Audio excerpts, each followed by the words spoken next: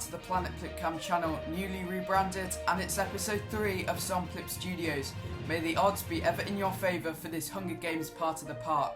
I've themed Brad's amazingly realistic arrow looping coaster to the Hunger Games, and I can't wait to show it to you in this video. Please make sure you smash that like button if you enjoyed the video, and subscribe to the channel for more Planet Coaster console videos. Thank you so much. So in order to show you this park as best as I can, I'd like to go into Plipcam mode. Apologies if I'm not looking straight at you at the camera. I'm going to be looking at my screen so I can just talk to you in real time of what I've been building.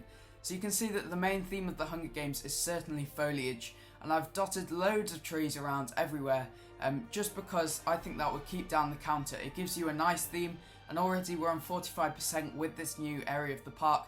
And I thought to get a area of the park in with a low percentage, I thought that would work quite well. So that's definitely worked in our favour percentage wise.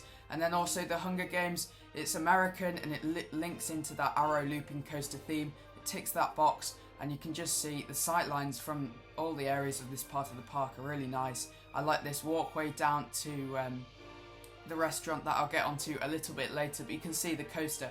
Certainly at night, I like walking through this area at night time. Over daytime, I just think the lighting, especially with the Mockingjay sign, that you'll see in a bit more detail later, is really nice. But here you can see, inspired by Mineral Junction, who appeared back in the day in Jubilee Gardens, a wonderful series on the PC version of the game, I've created Caesar Flickerman's Bar and Grill. So they sell ribs, your burgers, your fries, and I've dotted around lots of different references to Caesar Flickerman, who basically is the showman of the Hunger Games. He does the reality kind of TV show, presenting almost like a talk show, and I just had to give him a place in my park because he's my favourite character in the film. I'm not a big super fan of the films, but I really enjoy them, and I always remember his infectious smile and laugh from the film. If you've seen them, which you should definitely check them out. If you've never seen the Hunger Games, you should definitely check out that character. He's my favourite in there. So we've got lots of different kind of trims on this building. It's quite a blocky building, inspired by Mineral Junction, as I say, but I've just used my diner chairs all around. We've got the brick trims around, quite blocky, with the classic brick, the rough brick around the bottom. And then we've got an awning with some clipping issues, I must say, with the lighting that goes around. But then we're just moving on now to see this kind of section where you can eat. We've got the fences that go all the way around the park with the beams, and then one of the fences rotated round to make it look more linear across. I preferred that. Just you can see that there's ketchup bottles and napkins, which are really nice little touches in there. The rails do trim the top of that awning, as you can see there. And then as you go round to the right, there's a staff building which is making the park work perfectly well, with just the one of those around here, which is really good. So we've got lots of references to Caesar Flickerman. We've got the truck just there, coloured purple, and this takes us on to have a look at this backstage area. I've created all of these custom lights with the basic shapes. The bottom bit there, the black bit, as you can see on those lighting fixtures, are the small lights, area lights. And you can see the station building as it rolls out onto the lift hill just there. But the access road for Caesar Flickerman's, it goes under there, and you can see you could have maintenance onto the lift hill just there as well. All blocked out with adventure pieces, the concrete adventure pieces, which would work really well. And I haven't finished it all, of course, this area back to linking into the car park, which will need some kind of toll booth, something with security. But then we've got this area by the side of the station, which was really bland to start with, but I've put some foliage in there, some clutter, and then these custom sets of stairs just for access for staff onto the station from the backstage areas. So the safety lighting around here, it's very basic, just white lighting, just so no one can fall down these big steep gaps. I wasn't too sure safety of that coaster going overhead, but since it's not inverting, I think, and their staff, I think they'll be okay. You've got the big maintenance building at the back containing the transfer track. I really enjoyed doing the transfer track, although I didn't want to put too much effort into it in terms of pieces. And then moving on just to have a look at this van that we've got out back with the Caesar Flickerman branding on. So that's the last reference in the park to Caesar Flickerman, and you can see just at night time, we'll just have a look at that sign. I really like how it's lit up using the basic shapes, using some of the semi-spheres on their sides, and just getting some nice thin lines there. So here is the Mockingjay sign for the Hunger Games. Definitely a big theme of the Hunger Games is fire, certainly I think in the third movie. But you can see that was one of the first things that I did in this park, in this part of the park, was having the fire as the inversion takes place just there, and the lighting that's attached to different lights around the park. So another thing that you can see just here is the custom fencing. So that's using the brick trims and then the old age rough brick and then some of the other fences. So 3 pieces per 4 metre fence piece. I think that's a nice sacrifice. I think it's a pretty good fence. It's much more exciting than the other ones. As you can see, we've got those white characters. I'm not too sure what they're dressed up as, but they're part of the capital, basically in Panem, and I think they're pretty much baddies, the people you don't want to meet with, the people who control everything, and they run around, well, creating havoc for all these innocent people. But you've got the Q building just here. There's lots of white roses in here, and certainly the beams have worked really nicely as well. Wires going all the way around. As I've been saying, white lighting mainly through this area, just because I wanted it to be really in your face, like the Capitol is almost inspecting you. More custom lighting around there. This area of the park was also inspired by Mineral Junction, mainly the roof area just here. It's actually created by the wooden planks, which we'll just have a look at later. But they're not going to be walking through the cattle pen in this area of the park. They are just going to go bypass it, because even with a full queue at the moment, with it being the only real ride in the park, it still doesn't fill up. In terms of the ratings for the coaster, they're not the best, but if you want it realistic with a proper switch track and holding section, the results are really going to come down. So I'll touch on Brad's coaster a bit later, but he's done such a good job. As you can see through the queue line, you do have the overhead sections, so over the inversions, if anyone's going to drop a phone or anything like that, we're not going to have any injuries there. So that was really important to get in. This queue section, it's quite mad really. I can see, I didn't want just steps going up to this station. It had to be staggered across, so if there was a domino effect, it wouldn't, hurt too many people or something. So, and then you can see the station building.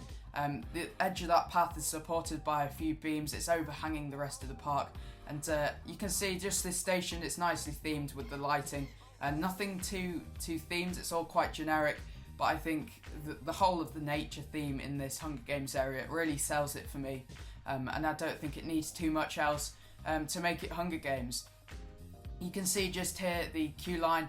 We'll just have a look at daytime so you can see all of the buildings in a better light. I do prefer looking around at night time, as I say, but here's the wooden planks of this corrugated roof.